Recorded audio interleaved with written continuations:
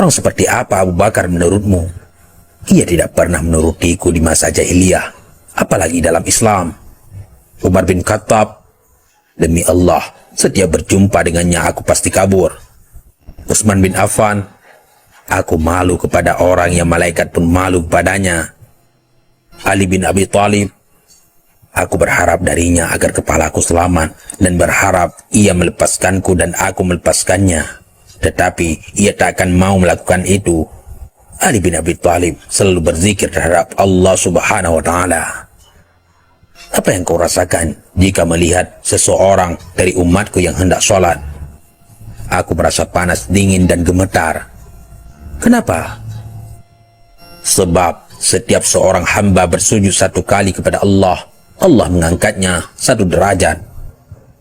Jika seorang umatku berpuasa, tubuhku terasa terikat hingga ia berbuka. Jika ia berhaji, aku seperti orang gila. Jika ia membaca Al-Quran, aku merasa meleleh laksana timah di atas api.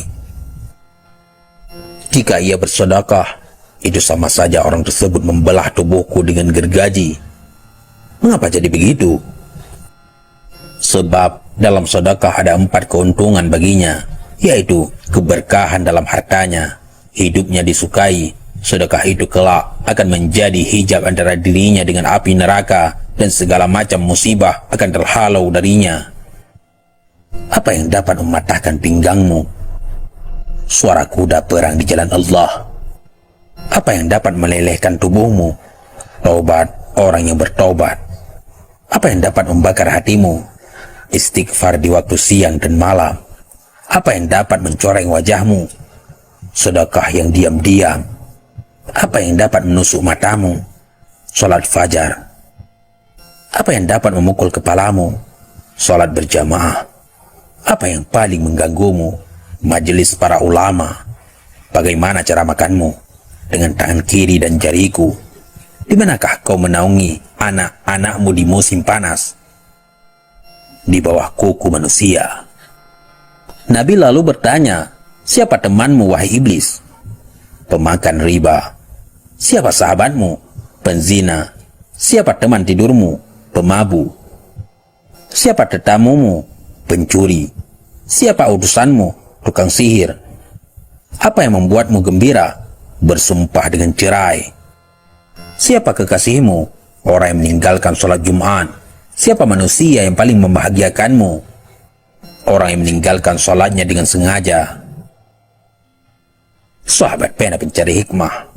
Iblis tidak berdaya di hadapan orang yang ikhlas. Rasulullah Shallallahu Alaihi Wasallam lalu bersabda, segala puji bagi Allah yang telah membahagiakan umatku dan menyengsarakanmu. Iblis segera menimpali, tidak, tak akan ada kebahagiaan selama aku hidup hingga hari akhir. Bagaimana kau boleh berbahagia dengan umatmu, sementara aku boleh masuk ke dalam aliran darah mereka, dan mereka tak boleh melihatku?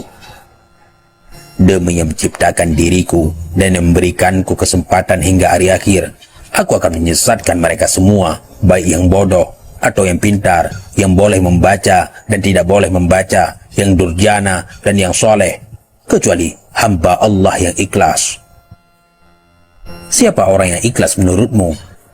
Tidakkah kau tahu, wahai Muhammad, bahwa barang siapa yang menyukai emas dan perak, ia bukan orang yang ikhlas. Jika kau lihat seseorang yang tidak menyukai dinar dan dirham, tidak suka pujian dan sanjungan, aku boleh pastikan bahwa ia orang yang ikhlas, maka aku meninggalkannya. Selama seorang hamba masih menyukai harta dan sanjungan dan hatinya selalu terikat dengan kesenangan dunia, ia sangat patuh pada aku.